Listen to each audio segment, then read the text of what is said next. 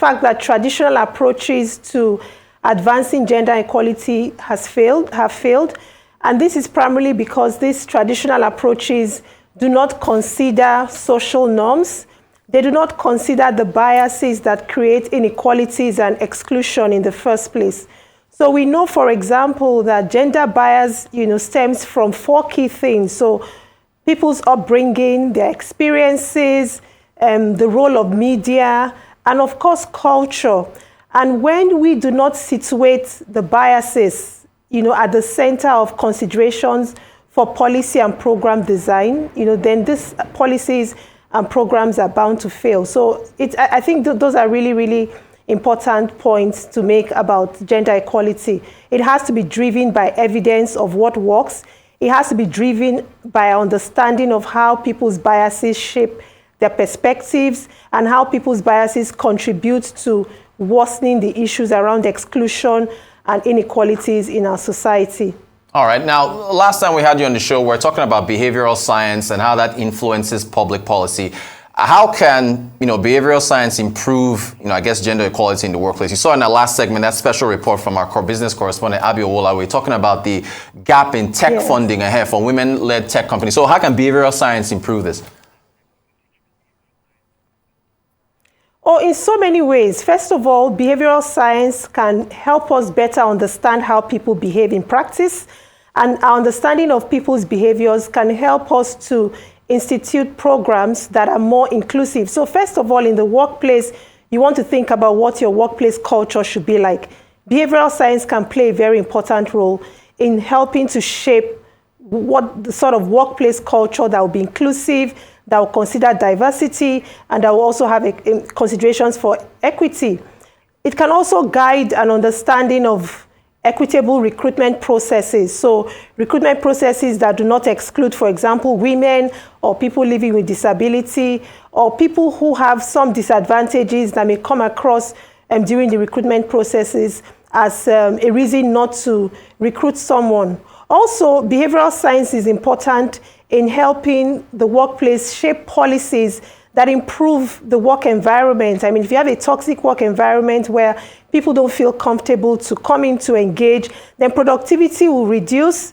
Opportunities for the company to grow would also be reduced. People won't feel engaged on their jobs. There'll be more attrition. So behavioral science can help HR managers, CEOs, and employers understand better how to design a culture that works. If flexible working would help to improve productivity, then it would be great to explore that.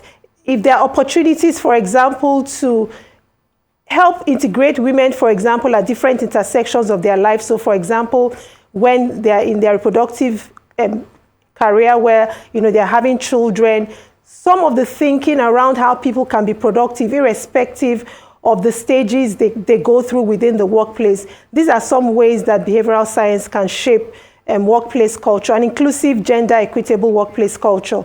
All right. Now you have, I think it's next month, your first ever, national level gender summit on this issue.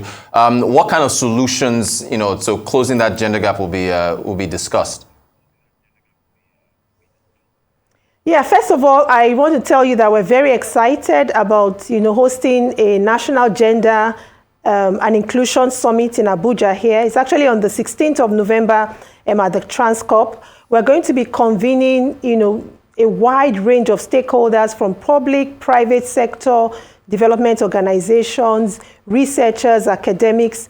And what we want to do is come together and have real conversations, but not just real conversations, conversations backed with evidence, from research that has been done, practice gender programs within Nigeria. So we want to convene people to discuss and explore transformative ways to think about improving gender equality in Nigeria. We want to think more about how government can design more inclusive policies, ensure that governance in itself is gender responsive. So this summit gives us that opportunity to explore ways of ensuring that we're developing and building an inclusive society, because this is also critical to the achievements of the SDGs. All right. So, it's great that you're going to be having this. What about after the summit? What important steps are you going to try and make sure, again, your Policy Innovation Center, what important steps are you going to make sure are taken so that whatever is discussed at this summit, concrete moves are made after the summit happens, so that we can get a pathway to those SDGs that you mentioned? Okay, so the title of this year's summit is Connecting the Dots for a Gender-Inclusive Society. So we kind of believe that right now, everyone is working in silos. So sometimes you hear people say, oh, it's the men, oh, it's the women, oh, it's people living with disability. So we want to bring everyone together, want to have those conversations. But these are not conversations that we're going to have and come back to have next year. So we're going to be developing a purple book.